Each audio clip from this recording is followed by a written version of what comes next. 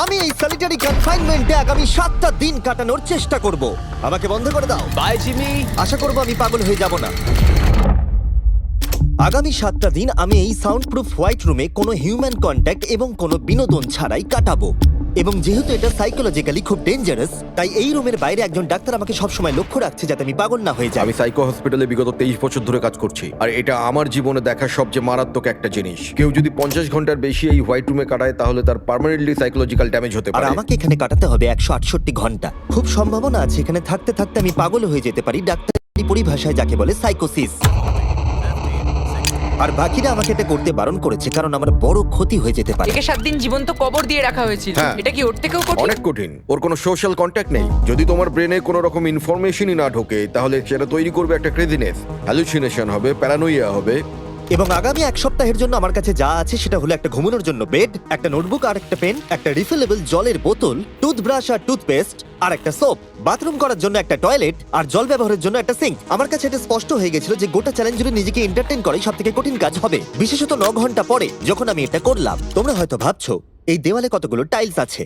সঠিক উত্তর হলো 1900। আর যদি তোমরা রুফ আর ফ্লোরটাকেও ধরো তাহলে এখানে 2860 খানা আছে। এবং সব থেকে বেশি যেটা গুরুত্বপূর্ণ, আমার পেটের জন্য এবার আমাকে খেতে হবে। তাই যদি তোমরা ভাবো কোথা থেকে আমি এখানে খাবার পাবো, এখানে একটা কনভেয়ার বেল্ট আছে যেটা 100 ফিট লম্বা, তাই কোনো হিউম্যান ইন্টারাকশন ছাড়াই আমি এখানে খাবার পাবো।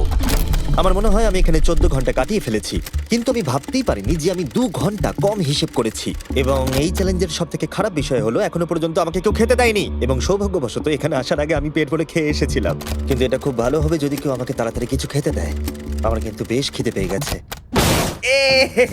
তুমি কি খুব ভালো। তোমার হাতটা ধুয়েছিলে? হ্যাঁ, আমি ধুয়েছিলাম। না, ও ধোয়নি। আমরা ওকে এমন খাবার পাঠাবো যাতে ও টাইমটা না বুঝতে পারে। যেমন এখন বাজে 6টা আর আমরা ওকে ব্রেকফাস্ট পাঠালাম। কখন আমার বন্ধুরা আমাকে খেতে দেবে? আমার খিদে পেয়েছে, আমার খিদে পেয়েছে।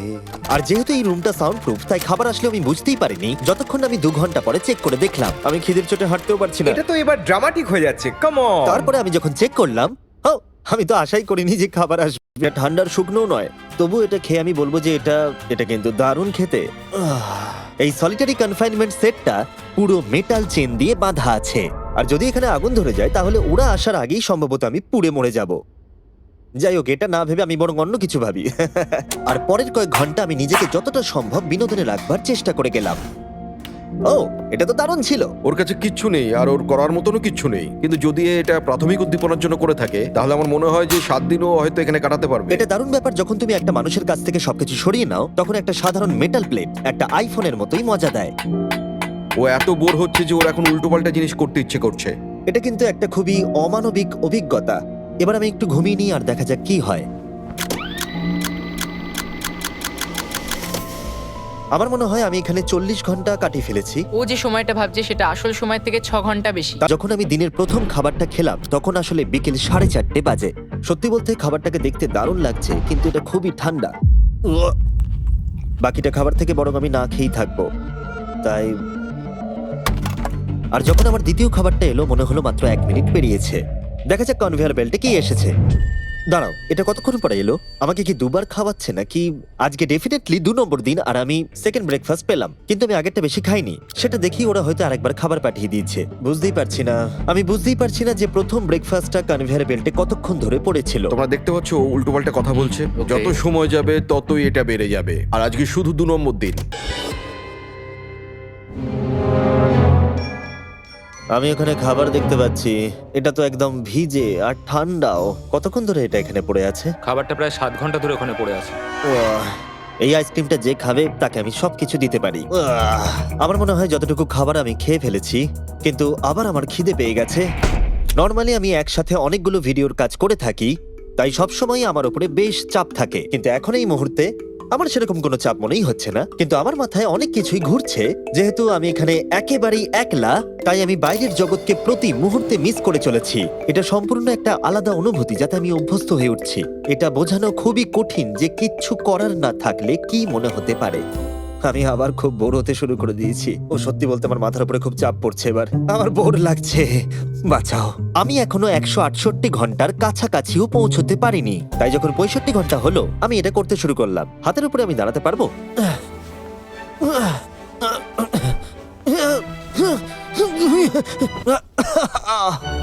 এখানে আসার আগে যদি কেউ হাতের উপরে দাঁড়ানো আমাকে শিখিয়ে দিত তাহলে খুবই ভালো হতো। সে নতুন কিছু আবিষ্কার করতে চাইছে যেটা সে কল্পনা করছে, যাতে সে এই বিষণ্ণতা থেকে নিজেকে মুক্ত করতে পারে।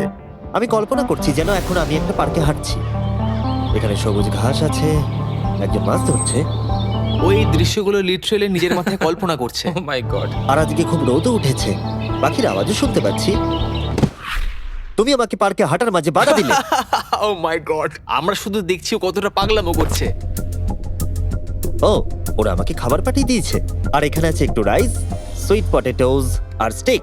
এটা এখনো পর্যন্ত এই চ্যালেঞ্জের সবথেকে ভালো খাবার। যদি তোমরা এখানে দেখো, তোমরা একটু রাইস দেখতে পাবে। আর কোনো সাধারণ মানুষ সম্ভবত এই রাইসটাকে খেয়ে নেবে, কিন্তু আমি এটাকে গুনবো। 13, 14, 15, 16, 17, 18, 97, 98, 99, 100, 101, 308, 309, 310, 421, 422, 445, 446, 447। এখানে টোটাল 447টা চাল আছে এই মেটাল প্লেটেতে। এই তথ্যটা তোমাকে মানুষ হিসেবে সম্পূর্ণ চেঞ্জ করে দিতে পারে। আমার নিজেকে খুব ক্লান্ত মনে হচ্ছে। আমার মনে হয় এটা সম্ভবত 5 নম্বর রাত। আমি চ্যালেঞ্জের হাফ অব্দিও পৌঁছাইনি আর আমি বাদ দিয়ে ফেলেছি একটা গোটা দিন। আমি এখন একটু বাথরুমে গিয়ে ঘুমোতে চাই, কারণ এখানে আলো কম পৌঁছবে, যেটা আমার সব থেকে বুদ্ধিমানের কাজ ছিল, কারণ আমি বাথরুমে প্রায় 12 ঘন্টা ঘুমিয়ে কাটিয়ে দিয়েছিলাম। আমরা অফিসিয়ালি চ্যালেঞ্জের হাফে পৌঁছে গেছি, 84 ঘন্টা। আমরা নয় জিমি। আর সেটা আমরা ওকে পরের খাবারে জানাবো। আমরা এটা ভালো করে সসে মিক্স করে দিই। ও লেটারগুলোকে একসাথে করলেই জেনে যাবে। আমার এবার খিদে পেয়েছে। এবার আবার কি দিয়েছে দেখি। এটা আবার কি? ও কখনো স্পেগাটিওস খায়নি। আর আমি শুধুমাত্র নামটাই ভুলে গেছিলাম তাই নয়, এটাকে কি বলে? এটা হলো একটা রোল, আর এখানে অনেক সস আছে আর একটা রোল। এটাকে কেচাপের মতো খেতে। ও লেটারগুলোকে খেয়ালই করলো না। ও, এটা একটা এন। তোমরা এই 4টে স্পেগেটিওসকে বার করতে ভুলে গেছো। না। না, ও যতবার লেটারগুলো খুঁজে পাচ্ছে খেয়ে নিচ্ছে। আমি আশা করব ওয়ার্ডগুলো আমার জন্য কোনো সংকেত ছিল না। যদি আমি এরকম করতাম যে ওই ওয়ার্ডগুলোকে খাওয়ার আগে আমি যদি সাজিয়ে দেখতাম ওটা কি লেখা আছে, তাহলে ভালো হতো। আশা করি ওরকম কিছু ওরা সংকেত পাঠায়নি। জিমি যখন বেরিয়ে সেই ফুটেজটা দেখবে ও পাগল হয়ে যাবে। ডিপ্রেশন। এরপরে এই উজ্জ্বল আলো আমার মাথা ব্যথার কারণ হয়ে দাঁড়ালো। আমার এখন মাথাটা খুব যন্ত্রণা করছে, আর আমার এখন খুব জোরে খিদে পেয়েছে। আমার শরীরে এসব কি হচ্ছে? ও এখন খাবার চাইছে, কিন্তু ওর যতটা ক্যালোরির প্রয়োজন সেটা ও পেয়ে গেছে। এর কারণ হলো ও এতটাই উত্তেজনাহীন রয়েছে, মনে হচ্ছে খিদে পেয়েছে। ওরা আমাকে খাবার পাঠিয়েছে কিনা আমি দেখছিলাম বারবার এবং বারবার। আমার একদম ভালো লাগছে না। তোমাদের কি মনে হয় এটা করার জন্য আমি কোনো আঘাত পেতে পারি? তোমার এটা করা উচিত নয়। হ্যাঁ, ঠিক বলেছো, আমার এটা করা উচিত নয়। এখানে একটা ম্যাকডোনাল্ডসের ব্যাগ দেখতে পাচ্ছি, আর এটা অনেকটাই হালকা মনে হচ্ছে। যদি এর মধ্যে ম্যাকডোনাল্ডসের কিছু না থাকে তাহলে আমি খুব ডিপ্রেসড হয়ে পড়বো। আরে এখানে তো আছে, দারুণ ব্যাপার। যখনই আমি খাবার পাই আমার মনে হয় আগামী 20 মিনিট খুব আনন্দে কাটবে। আমি মানুষদের অনুভব করতে পারছি, আমার হাসি বন্ধই হচ্ছে না। আমি খুব খুশি। আর তারপরে যখন আমার খাবার শেষ হয়ে গেল তখন আমি আবার হতাশ হয়ে গেলাম যে এরপরে আমি কি করব। এখানে যেন আমার সময় একেবারেই কাটতে চাইছিল না। আমি গেস করার চেষ্টা করলাম এখন কটা বাজে, কিন্তু আমার কোনো ধারণাই ছিল না। আমার মাথায় এখন নানান আজে বাজে জিনিস ঘুরে বেড়াচ্ছে। নিজেকে এন্টারটেইন করার জন্য কিছু তো করতেই হবে। আমি এই ম্যাকডোনাল্ডসের চিজ বার্গার র্যাপারটা নিলাম, আর এই কাপটা যার মধ্যে আমার টুথব্রাশ রাখা ছিল। আর এখন এটা হয়ে গেল একটা বাস্কেটবল। LeBron, স্টেফ, Covey. মনে হয় বাস্কেটবল আমার জন্য নয়, তার থেকে বেসবল অনেক ভালো। এইটা তো হওয়ার কথাই ছিল না। তারপরে আমার মনে পড়লো যদি আমি এটা একটা কাঁটা চামচ আছে, আবার একটা ইনডেস্ট্রাক্টেবল প্লেট যেটা আমার প্রথম খাবারে দিয়েছিল। এবার এটাকে আমি ছুঁড়বো, দেখা যাক কত দূরে আমি ছুটতে পারি।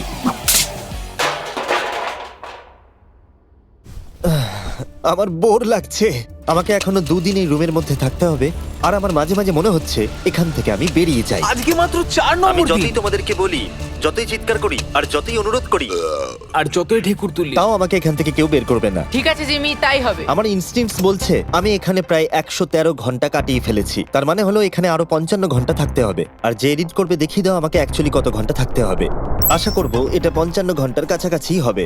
আমার মনে হয় ও আস্তে আস্তে রেগে যাবে এবং প্যারানয়েড হয়ে উঠবে এগুলো ভেবে যে সব কি হচ্ছে। একজন মানুষের কি প্রাইভেসির কোনো অধিকারই নেই?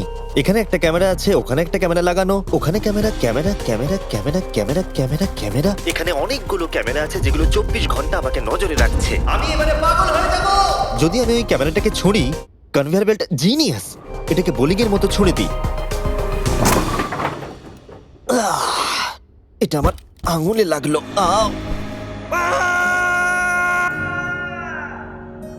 আমি একদমই বুঝতে পারিনি যে চ্যালেঞ্জটা এতটা কঠিন হবে। ভাবো আমার উপর দিয়ে কি যাচ্ছে, মাথাটা যেন ফেটে যাচ্ছে। কিন্তু আমার এখন নিজেকে পশুর মতো মনে হচ্ছে। আমার মনে হচ্ছে মানুষ হিসেবে সমস্ত অধিকার আমার কেড়ে নেওয়া হয়েছে। আমার যতদূর মনে হচ্ছে আমি 5 নম্বর দিনের অর্ধেক কাটিয়ে ফেলেছি। আমি সত্যিই আমার গার্লফ্রেন্ডকে খুব মিস করছি, আর আমার দলকেও ততটাই মিস করছি, এমনকি নোলানকেও।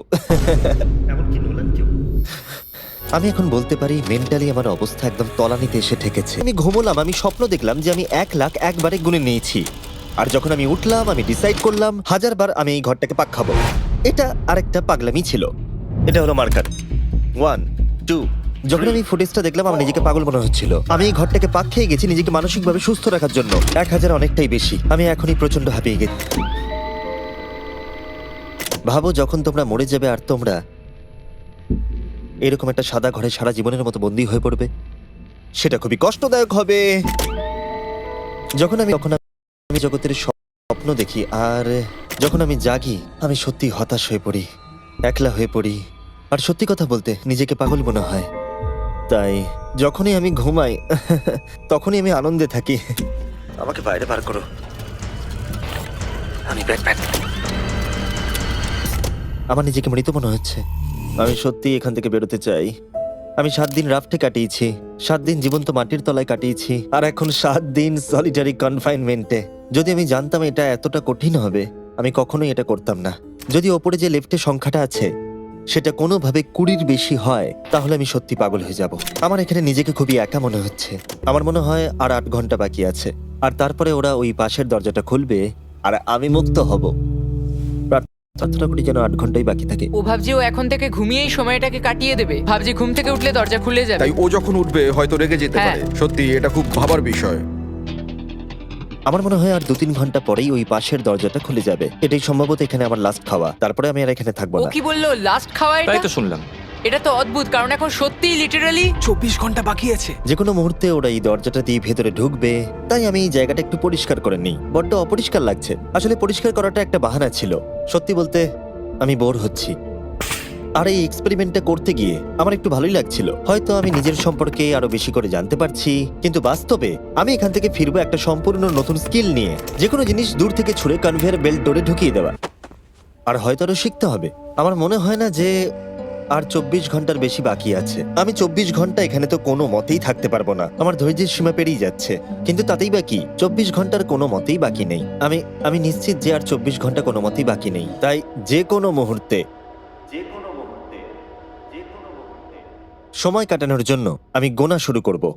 1 2 3 4 5 6 7 8 9 10 11 12 13 14 15 16 17 18 19 20 21 5422 5423 5424 5425।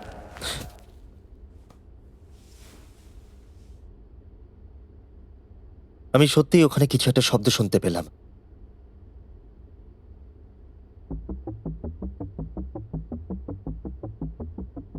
আমি কষ্টে আছি, আমি কষ্টে আছি, আমি কষ্টে আছি, আমি কষ্টে আছি, আমি আর এখানে থাকতে চাই না, আমাকে এই ঘর থেকে বাইরে বার করো, আমি এখানে আর থাকতে চাই না। এটা একজন অন্য মানুষ। ও বিছানায় শুয়ে আছে, চোখে পট্টি বেঁধে, কোনো এক্সাইটমেন্ট নেই। তোমরা ওকে এরকম ভাবে দেখতেই চাওনি। আচ্ছা, ওকে কি আমরা নতুন মানুষ রূপে পাবো? আমি ওকে এরকম ভাবে দেখে খুব চিন্তিত। ও কিছু না করতে পেরে একেবারে ভেঙে পড়েছে। আমরা ওকে এতটা স্ট্রাগল করতে দেখিনি যতটা ওই ভিডিওতে করছে। হ্যাঁ, কারণ ওর সাথে মানুষের কোনো যোগাযোগই নেই। অন্যভাবে দেখতে গেলে একটা বাচ্চা ছেলে ঘুম থেকে উঠলে যেমন হয়, ও অনেকটা সেরকম। ঠিক আছে, 10 মিনিট বাকি আছে, যাই আমরা তৈরি হই। Thank you. হ্যাঁ, গুড লাক। আমি এবার মরে যাব।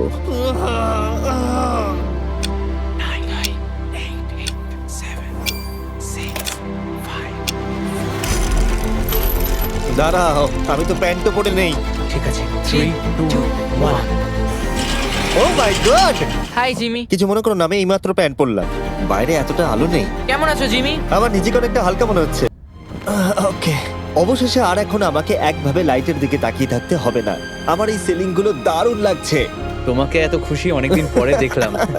সত্যি বলতে আমি ভেবেছিলাম যে এই 24 ঘন্টা আর কোনো দিন হয়তো কাটবে না। চলো আমার সাথে বাইরের দিকে, আমি সূর্য দেখতে চাই। ও মাই গড, বাইরে তো অন্ধকার। কি সুন্দর লাগছে বাইরের জগৎ থেকে দেখতে পেয়ে।